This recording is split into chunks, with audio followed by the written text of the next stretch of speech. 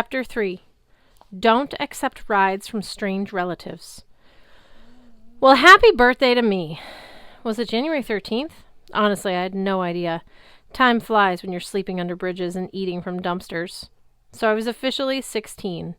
For my present, I got cornered by Uncle Freaky, who announced that I was marked for assassination.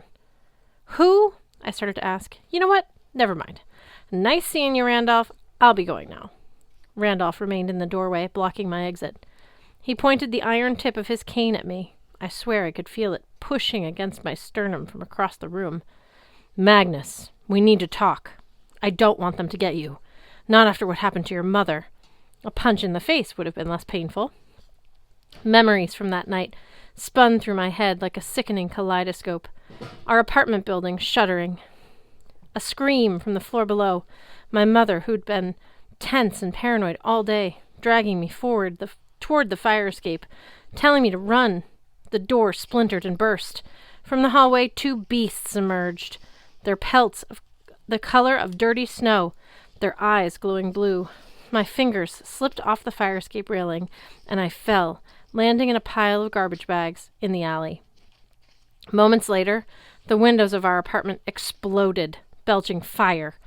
My mom had told me to run. I did. She promised to find me. She never did. Later, on the news, I heard that her body had been recovered by the fire. The police were searching for me. They had questions, signs of arson, my record of disciplinary problems at school, neighbors' reports of shouting, and a loud crash from our apartment just before the explosion. The fact that I'd run from the scene. None of the reports mentioned the wolves with glowing eyes. Ever since that night, I'd been hiding, living under the radar, too busy surviving to grieve properly for my mom. Wondering if I'd hallucinated those beasts, but I knew I hadn't. Now, after all this time, Uncle Randolph wanted to help me. I gripped the little domino stone so tightly it cut into my palm. You don't know what happened to my mom. You never cared about either of us. Randolph lowered his cane. He leaned on it heavily and stared at the carpet. I could almost believe I'd hurt his feelings. I pleaded with my mother, he said. I pleaded with your mother, he said. I wanted her to bring you here, to live here, so I could protect you. She refused. After she died, he shook her head. Magnus, you have no idea how long I've been looking for you, or how much danger you're in.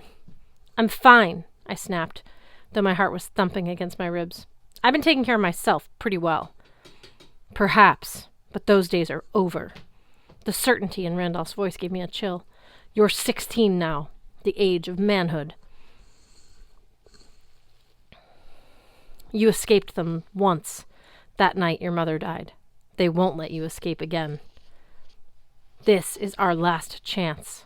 Let me help you, or you won't live through the day. The low winter light shifted across the stained glass transom, washing Randolph's face in changing colors, chameleon style. I shouldn't have come here. Stupid, stupid, stupid. Over and over my mom had given me one clear message. Don't go to Randolph. Yet here I was. The longer I listened to him, the more terrified I got, and the more desperately I wanted to hear what he had to say. I don't need your help. I set the strange little domino on the desk. I don't want to. I know about the wolves. That stopped me. I know what you saw, he continued. I know who sent the creatures. Regardless of what the police think, I know how your mother really died. How? Magnus, there's so much I need to tell you about your parents, about your inheritance, about your father. An ice-cold wire threaded its way down my spine. You knew my father? I didn't want to give Randolph any leverage. Living on the street had taught me how dangerous leverage could be. But he had me hooked. I needed to hear this information.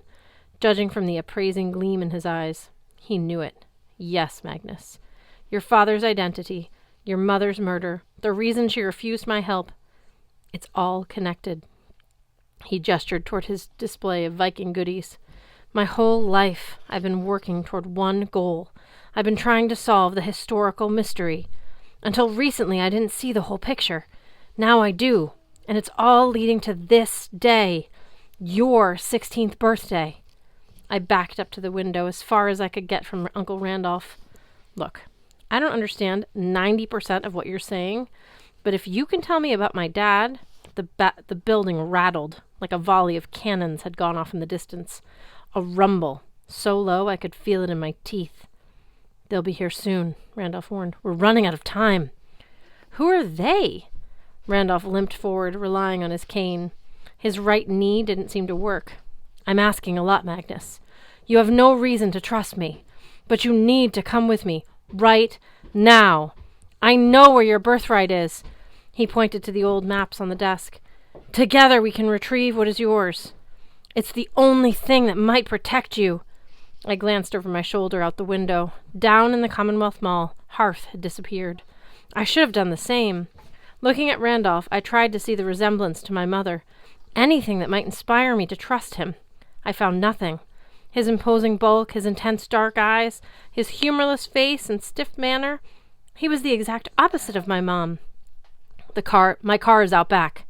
But maybe I should wait for Annabeth and Uncle Frederick. Randolph grimaced. They don't believe me. They never believed me. Out of desperation, as a last resort, I brought them to Boston to help me look for you. But now that you're here... The building shook again. This time the boom felt closer and stronger. I wanted to believe it was from construction nearby, or a military ceremony, or anything easily explainable. But my gut told me otherwise. The noise sounded like the fall of a gargantuan foot, like the noise that had shaken our apartment 2 years ago. Please, Magnus, Randolph's voice quavered. I lost my own family to these monsters. I lost my wife, my daughters.